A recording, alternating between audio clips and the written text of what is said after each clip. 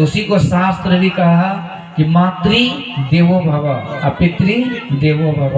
कहते माता पिता ये देवता तुल्य है, देवी देवता, ऐसे की पूजा करना चाहिए, ऐसे की बद्दुआ लगती है तो उसको शांति नहीं मिलती है।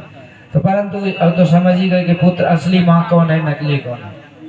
क्योंकि आजकल के जो माता पिता ने बहुत को देखिएगा वो सत्संगी तो बन गए हैं, लेकिन वो क्रिया खाली है कि जीवन में हम अपने बाल बच्चा को कभी वैष्णव नहीं बनने देंगे, सामने टपक पड़ती है। और यही कारण है कि सत्संगी धीरे धीरे उजड़ रहा है, जो पुराने वही है, नव का कोई नहीं आता है। यही कारण है, ये सब लानत है इन लोगों के सत्संगी बनने पर। इसे तो बढ़िया नहीं सत्संगी बनिए, जब बनिए तो यदि उसके महत्व को समझ लेते हैं कि सत्संग का बहुत बड़ा महत्व है, इससे हम बैतरनी पार हो जाएंगे। तो बैतरनी खाली आप ही पार होइएगा, बाल बच्चा यहीं डूबते रहेगा क्या? तो दिमाग में जो थोड़ा सा भूसा भर गया है ना धान वाला, उसको निकाल दीजिए। पुत्रवती पुत्रवान यदि होना चाहते हैं तो अपने संतान को जरूर वैष्णव बना के भक्ति भजन से जोड़िए। चलिए आगे की बात। तो भगवान सुखदेव जी कहते हैं कि दो माँ जो है ना वो मामा होता है, तो ऐसे ममता, डबल ममता मामा में भगवान ने क्यों उधार की? परीक्षित ने बोला। तो सुखदेव जी कहते परीक्षित बात ऐसी है कि कंस है, नाम ही समझो क्या है कंस। कंस संस्कृत शब्द है, इसका हिंदी में अनुवाद होता है कसाई। ये कसाई था, ये मामा नहीं था। ये दूसरों को, जीव को मारने वाले को कसाई कहते, सीधा सा अर्थ है। और ये कंस कसाई था, बहुतों को मारा, कष्ट दिया, पीड़ा दिया। और इसीलिए कसाई का काम करने वाले यदि भगवान के मामा ही क्यों न हो जाए, भगवान के दुश्मन है, भगवान उसका संहार कर देते हैं।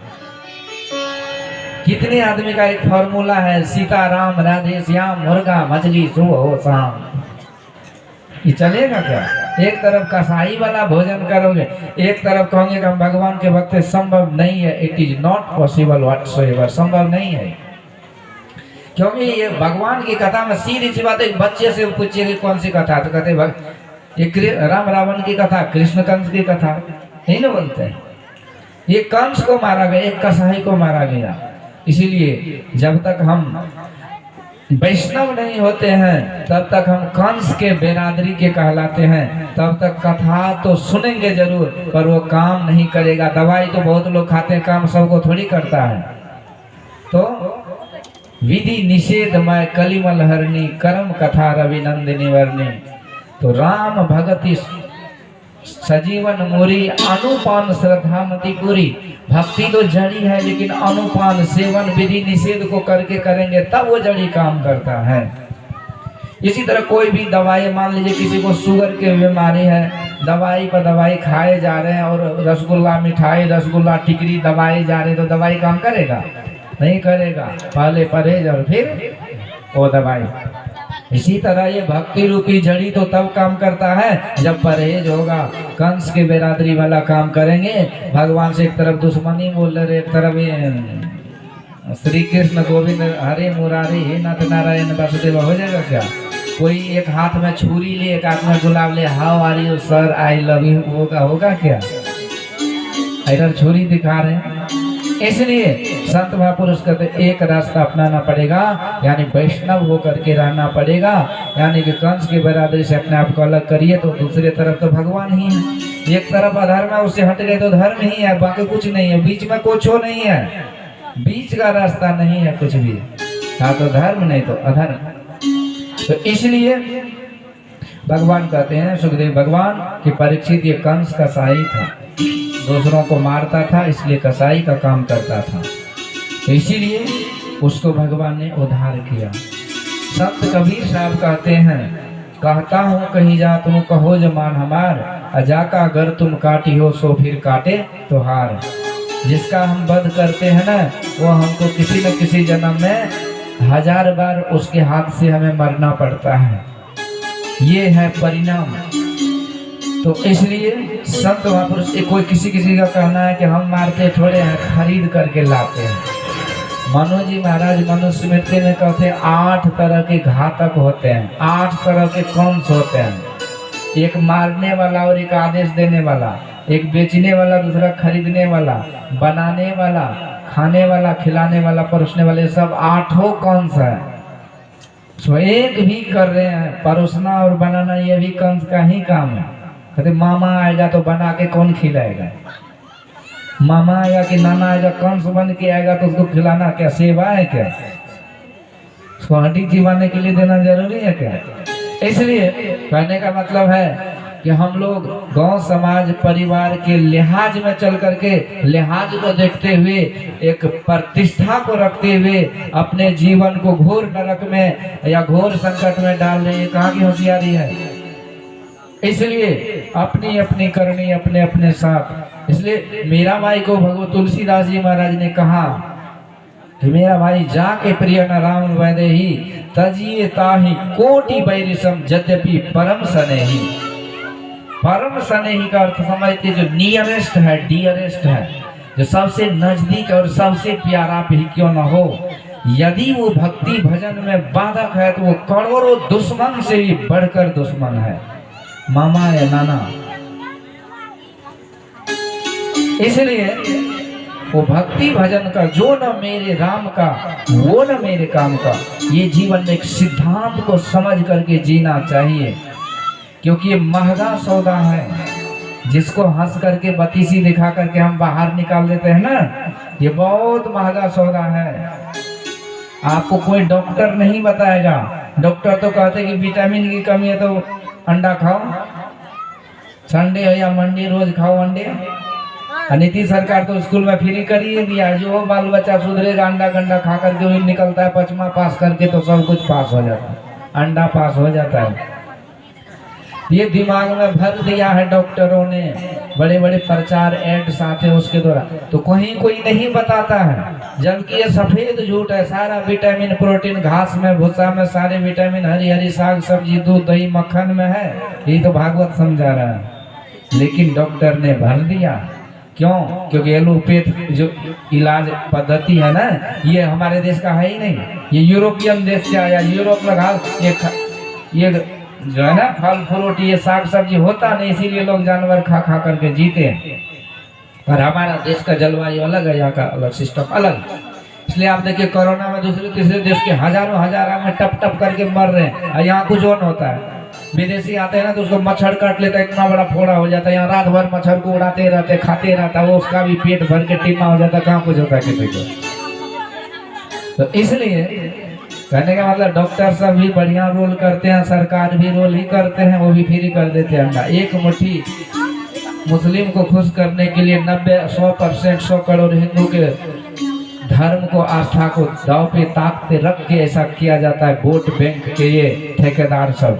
इसलिए संत महापुरुष ही एक ऐसे हैं, सच्चे उपकारी हितैषी हैं, जो हमारे कल्याण और हमारे वर्तमान और भविष्य के जीवन को सुखमय रखने के लिए ये उपदेश देते हैं। कहते ये बड़ा महंगा पड़ेगा, आगे समझ पड़ेगा भाई। यहाँ आहार उद्र भर खाई, बहु विधि मांस बढ़ाई, जीव जंत रस मार खात है, तनिक दर्द नहीं आई। साधु संत की निंदा किन्हीं आपन जन्म नसाई, अब पग पग पर जब कांटा चुभिए या फल तो आगे आए। अभी अपना बॉडी बिल्डिंग करने के लिए, अपना गुद्दा बढ़ाने के लिए मांस गुद्दा, दूसरे के गुद्दी को खाते हैं, अतरी को भोंटी को निकाल निकाल के चिबाते हैं। परंतु विचार कीजिए, ये खैरियत मानिए डॉक्टर का, वो ये नहीं बोलते कि कुत्ता बिल्ली में भी विटामिन है, नहीं तो वो उसको भी लोग हपक्का मार मार के खाना शुरू कर देगा विटामिन के चक्कर में। डॉक्टर ये नहीं बोलते कि मनुष्य के बुद्धि में भी विटामिन है, नहीं तो एकांत में देखेगा किसी को कोई हपक्का मार देगा। इसलिए तो हमको विटामिन चाहिए। हाथी कौन सा विटामिन खाता है? हाथी इतना बड़ा शरीर कैसे है? एक घोड़ा कौन सा मीट मछली खाता है? कोई किसी का हिम्मत है घोड़ा के सामने रेस में दौड़ ले? महाराणा प्रताप के चेतक नामक अश्व था, जो बड़े बड़े मुगलों के सैनिकों को एक कर दिया था उन्होंने। उसके मुंह पर सूंड लगा देता था हाथी को, हाथी पर भी कूद पड़ता था, हाथी को भी पस्त कर देता था। क्या खाता है घोड़ा? दिमाग में भर लिया कि मेमोरी पावर बढ़ेगा।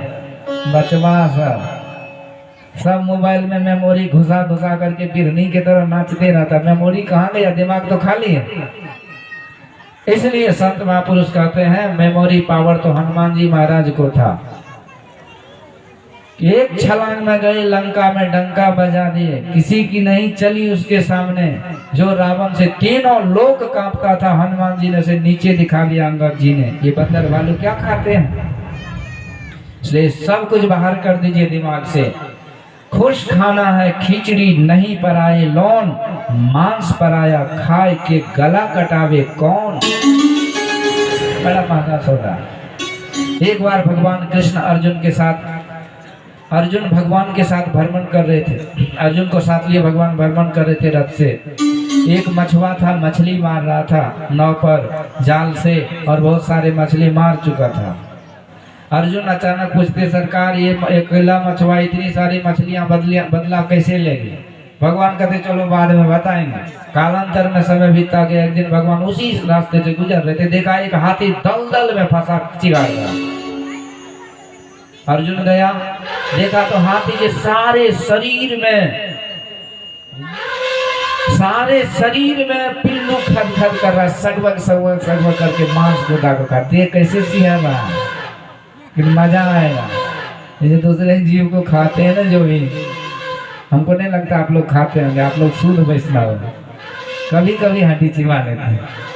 शुद्ध वैष्णव में कभी कभी चिबा लेते। कौन तरीका है? तिल भर मछली खाए के कोटि यज्ञ करे दान, काशी करवट लिए मरे तो भी नरक निदान। और बोलिए क्या बीद है? क्या बीद करना जरूरी होता है क्या? नहीं खाना तो नहीं खाना। तो वो हुआ कि अर्जुन देखा कि हाथी तो चिघाड़ रहा है, सारे शरीर में पिल्लू बगा रहा है। अर्जुन का तो रूह कांप गया। कहते सरकार आप तो बड़ी दीन बंधु हो, दयालु हो, कृपालु हो। हाँ, आप तो दया की मूर्ति है प्रभु, ये हाथी को आज बचा लीजिए। मेरा प्रार्थना है, मेरी प्रार्थना स्तुति निवेदन है।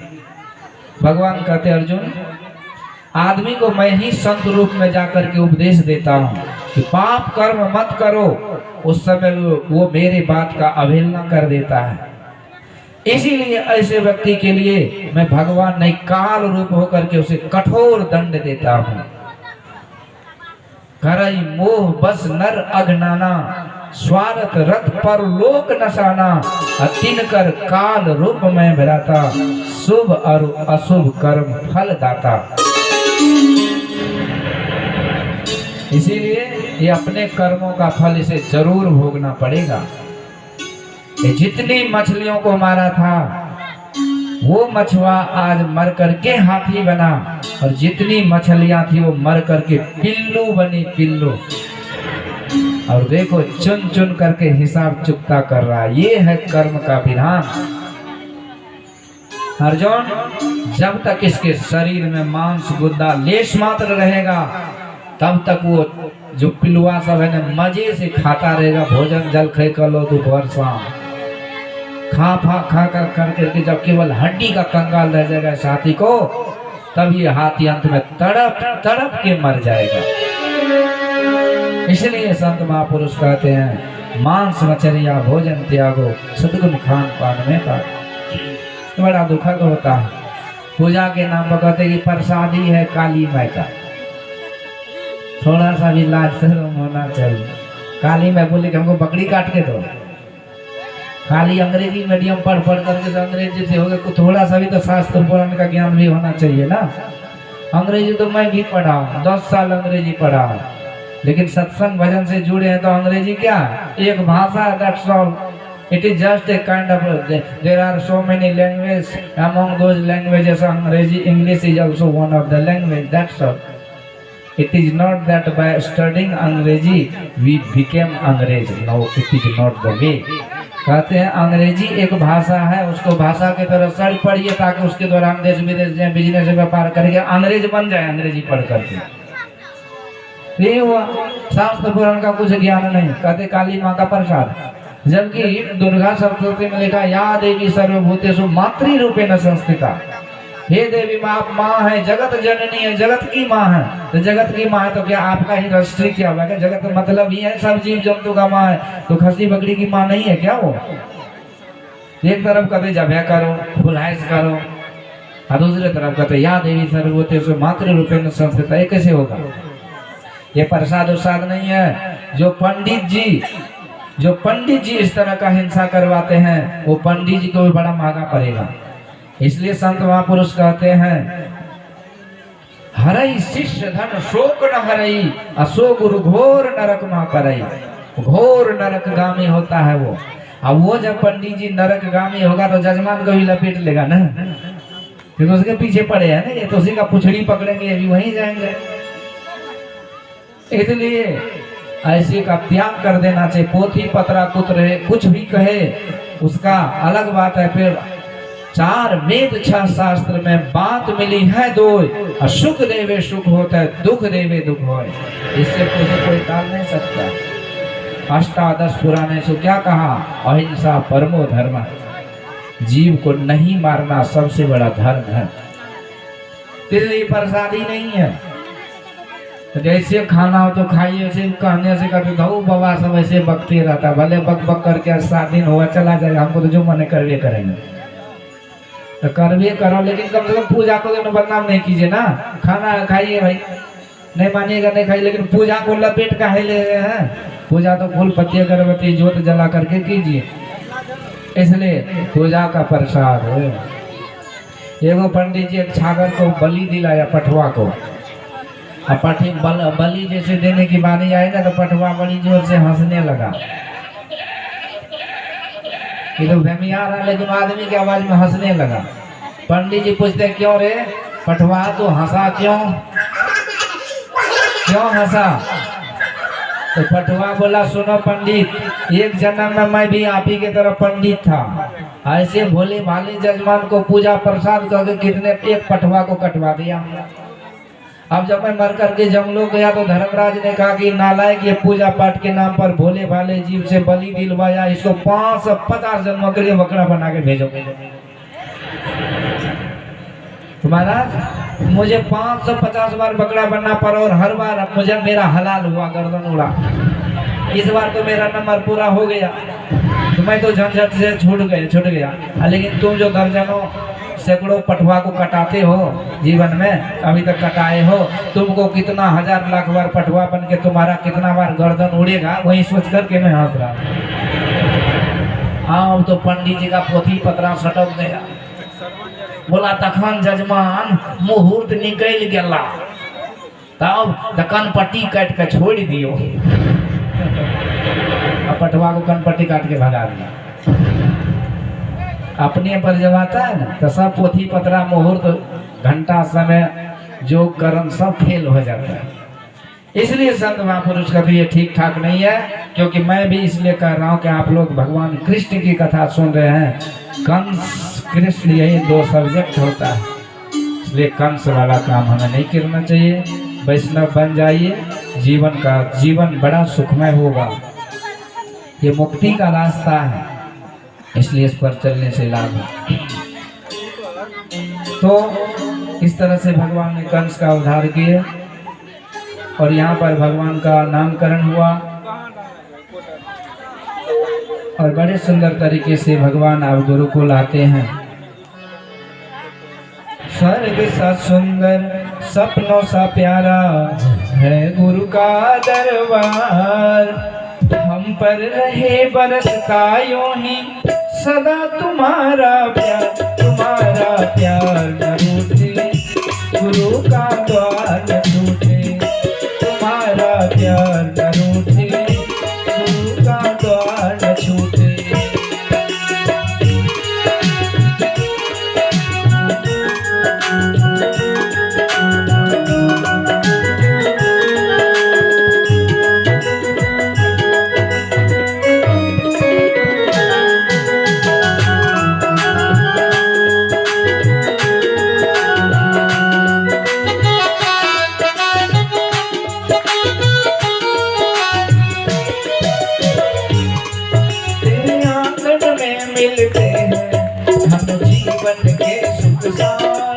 तेरे आंगन में मिलते हैं हम जीवन के सुख सारे,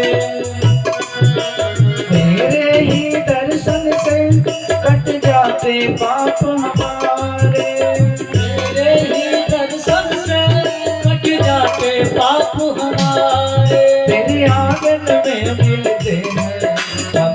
जीवन के सुख सारे, तेरे ही दर्शन से कट जाते पाप हमारे। कहाँ मिलेगी ऐसी ज्योति, इतना सुंदर द्वार, तुम्हारा प्यार न रूठे, गुरु का द्वार न छूटे, तुम्हारा प्यार न रूठे, गुरु का द्वार न छूटे। स्वर्ग सा सुंदर सपनों सा प्यारा है गुरु का दरबार, हम पर रही बरसता यूं सदा तुम्हारा प्यार न रूठे, गुरु का द्वार न छूटे, तुम्हारा प्यार न रूठे, गुरु का द्वार न छूटे।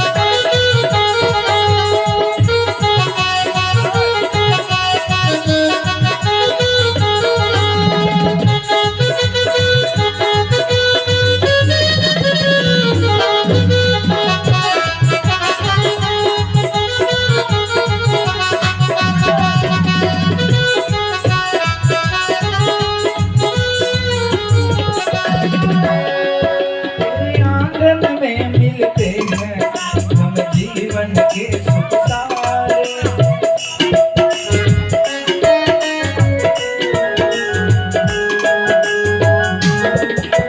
तेरे ही दर्शन से कट जाते पाप हमारे, तेरे ही दर्शन से पाप हमारे। तेरे आंगन में मिलते हैं हम जीवन के सुख सारे, तेरे